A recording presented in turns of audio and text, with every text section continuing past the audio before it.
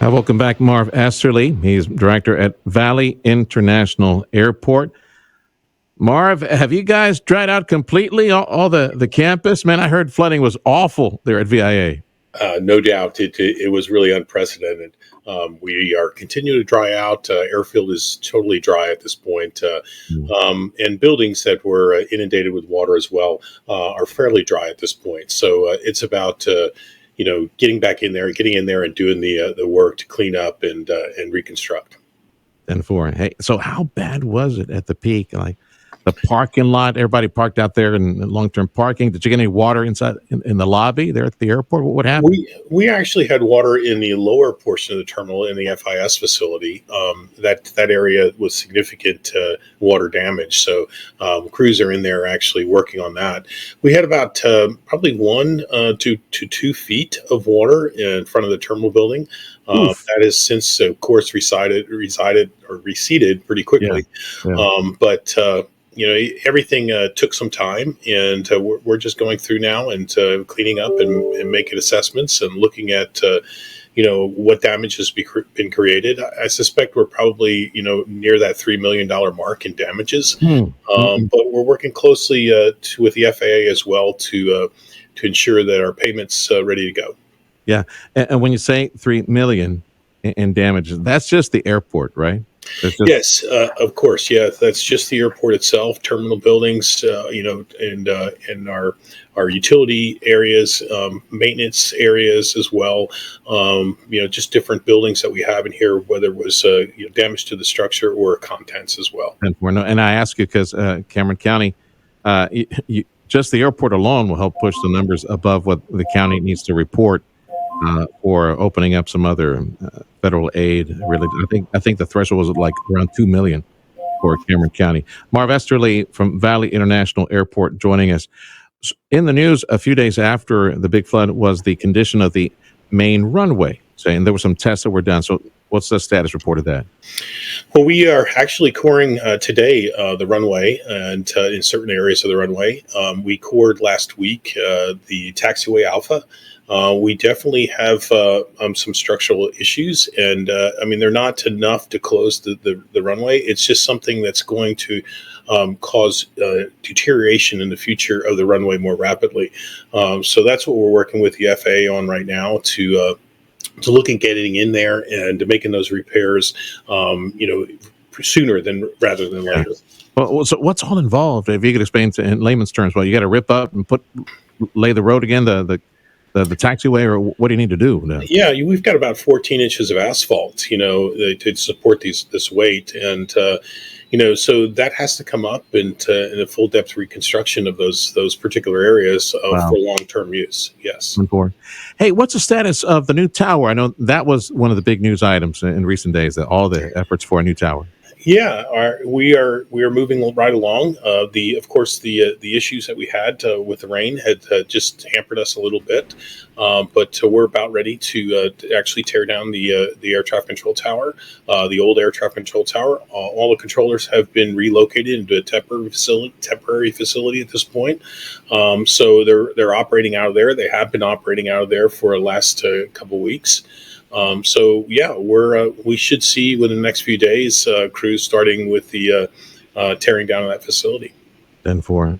Now you could go either one or two ways. Make it a spectacular demolition, like blow it up, like Las Vegas style, right? Or Uh, I was thinking maybe do like a stress therapy session. Get everybody a sledgehammer, just take it down bit by bit, and charge for that. Make some money. yeah, it will be more of a bit by bit takedown. We'll be constructing in the same area. There's buildings close by, so it won't be. It's not a huge building. The new facility will be twice as tall, basically, Okay.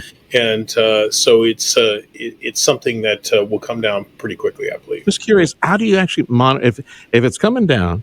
Like, where do you monitor at a higher elevation some of the traffic that's inbound? I know most of that is an ancient way of looking at traffic, but you still it's an advantage to the air traffic controllers to have at that point of view. So, how do you do that? Or like from where you Well, see? there actually is a temporary facility. I would say it's about 8 to 10 feet off the ground, where the controllers stand. Their line of sight maybe being somewhere on that 12, 13 foot range, I'm guessing. But they can see the airfield. It's not optimum, but they can see the entire airfield. We actually have cameras set up for one of the ends of the taxiways in there as well, so they can make sure that they can see that area as well. So yeah, it's a temporary solution. It's safe, and it's been used many times. It's the only thing you possibly could do, of course, in order to reconstruct a new air traffic control tower. I'm smiling because the way my mind works, I was going to say, hey, send them up in a hot air balloon tethered to the ground.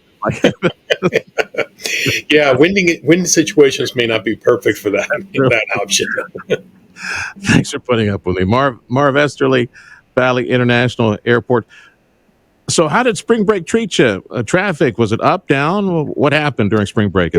I think spring break was good, very good. We have seen January and February, particularly February, numbers start to decline a bit. We're pretty sure that the large portion of that decline is the immigrant traffic that has ceased to exist in the valley. But our numbers for February were not. They were 13% down over last year, which was a stellar and a big year for us. Of course, it was a record year, but it's actually came in second place over all the other years back to 2014. So it still was a very good year, February. We suspect the same going forward with March and spring break, and throughout the summer. There's just a lot of pressure on. Right now, economic pressure that is causing people not to fly to some degree compared to last year. But so we're really getting hit with two issues: so the immigrant traffic that's not there, and that probably for Valley International is a lot less than the other two airports. We consider that about 6% of our traffic last year, and we also suspect about 6% in reduction because of the economic uncertainties. Going into summer, Marv, are there any new routes or service providers it'd be take advantage of, and remind folks what's available now going into summer? Well, we have exactly what we had last year going into summer. So I think the big one that I would like to remind everyone is that our U.S. carrier, Sun Country Airlines, flying nonstop to Cancun. Book your ticket now; they'll go fast. And this is, I think, their third or fourth year, flying here to Cancun. So want to keep them here. So it's important to use it or lose it.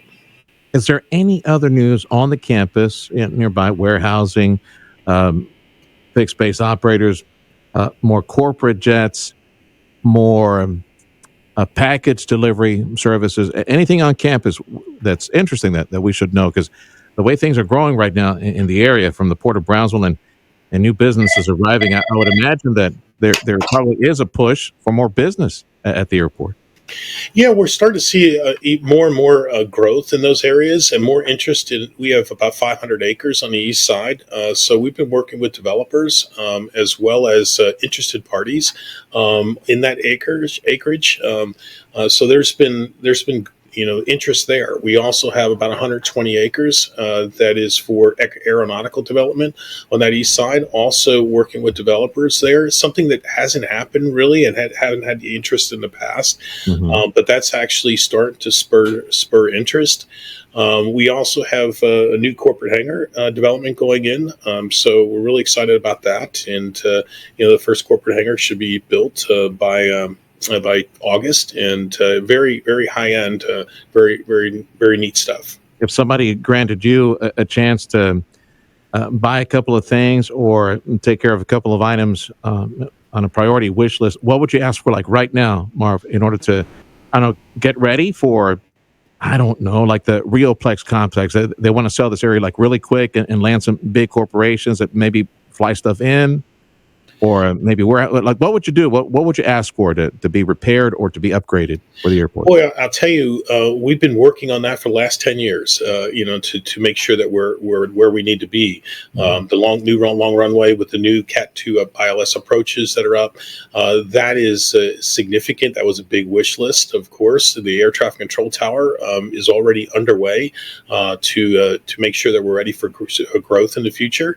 I think at this point we're looking at interest in the property, get our first business on the ground, start reinvesting that into taxiway access or ramp access for the east side in the aeronautical development area. So lots of things, have been in place for a long time, to get us where we are today. I think, when we ask for a wish list outside of that, I mean, I really like to see after our last flood a fix for the water entering to the Arroyo. That was our choke point. That was our issue. That we could not, dump water into the Royal, which was cresting at 33 feet, about 8 foot above our inlets. So that's just something that we're going to have to address either with the pumps or retention pond in the future, so we don't go through this again. I was thinking one big fat retention pond nearby to capture as much of that water. Yeah, that would have helped. Yeah, right. And as I normally ask you, final question, quick review, take inventory. Tell me the airlines that are servicing VIA. Well, of course, we have Southwest. We have Southwest for the last 50 years. They continue to serve us and serve us well. It was interesting in this last month that they, even though the others had seen a significant drop in plane passengers, again, maybe due to the immigrant traffic, Southwest was flat.